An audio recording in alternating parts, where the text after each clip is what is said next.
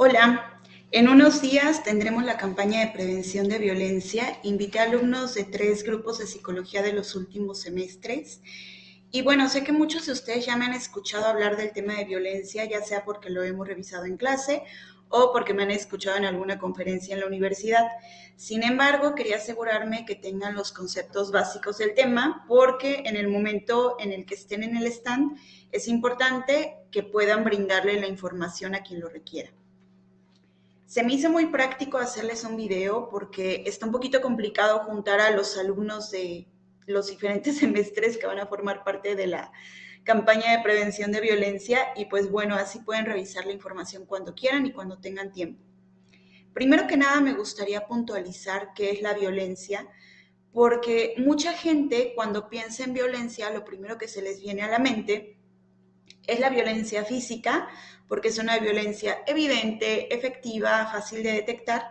Sin embargo, hay otros tipos de violencia que son mucho más sutiles y que no por ello dejan de hacer daño.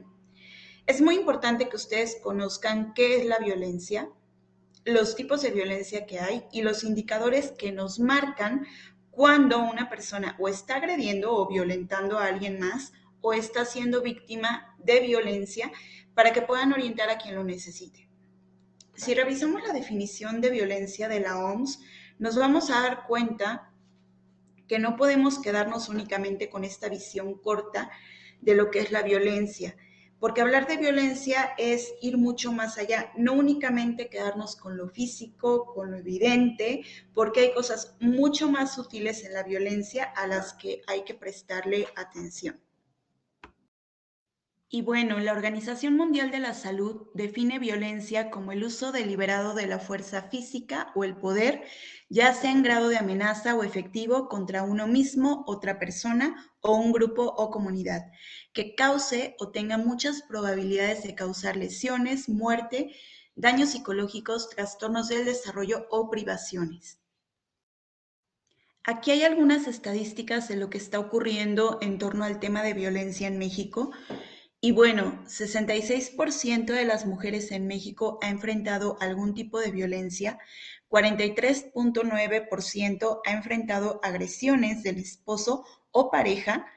En México diariamente hay más de 10 feminicidios, 62% de los niños en México ha sufrido algún tipo de violencia. Y bueno, México es el país con mayor índice de abuso sexual infantil a nivel mundial, una cifra alarmante. Y diariamente en México se registran alrededor de 100 homicidios. La OMS clasifica la violencia en 3 grandes categorías: violencia dirigida contra uno mismo, violencia interpersonal y violencia colectiva. La violencia dirigida contra uno mismo se refiere a los daños que podemos cometer contra nosotros mismos, ya sea a través de la automutilación, intentos de suicidio o incluso el suicidio consumado. La violencia interpersonal es la que todos conocemos, es la violencia que normalmente ejerce la pareja, los hijos, los compañeros de trabajo, de escuela o incluso gente desconocida en espacios públicos o privados. Y la violencia colectiva es aquella que se ejerce contra grupos o comunidades por intereses económicos, políticos o ideológicos. Por ejemplo, las guerras, el genocidio, el terrorismo o el crimen organizado. La violencia autoinducida, interpersonal o colectiva puede ser de naturaleza psicológica, física, económica o sexual. Cuando hablamos de violencia psicológica, hablamos de violencias que son poco reconocibles porque son sutiles. Por ejemplo, decir bromas, comentarios hirientes, ignorar, controlar, manipular o humillar son formas de violencia psicológica y mucha gente es víctima de este tipo de violencia. Sin embargo, no se dan cuenta del papel de víctima que tienen porque son comportamientos que están muy normalizados por nuestra sociedad. La violencia económica tiene que ver con el control, la restricción, las prohibiciones y privaciones económicas. Por ejemplo, hay parejas donde el hombre le prohíbe a la mujer que tenga un trabajo y la limita a las labores domésticas o al cuidado de los hijos. el robo de objetos personales, la destrucción de objetos personales, el robo de ingresos o la limitación en los gastos que puede significar un daño para la persona, implican cierto tipo de violencia económica. La violencia sexual se refiere a los comportamientos no deseados de índole sexual, que puede ir desde miradas lascivas, comportamientos o preguntas inapropiadas sobre la vida sexual, tocamientos, abuso, difusión de imágenes o videos de índole sexual, violación e incluso, por ejemplo, fenómenos complejos como la trata de personas con fines de explotación sexual. Y la violencia física puede ir desde empujones, pellizcos, patadas, hasta herir con un arma o golpes dañando la integridad física, e incluso este tipo de violencia puede ocasionar la muerte. Estos son algunos indicadores de violencia psicológica, revísenlos por favor. Indicadores de violencia económica, más indicadores de violencia económica, indicadores de violencia sexual.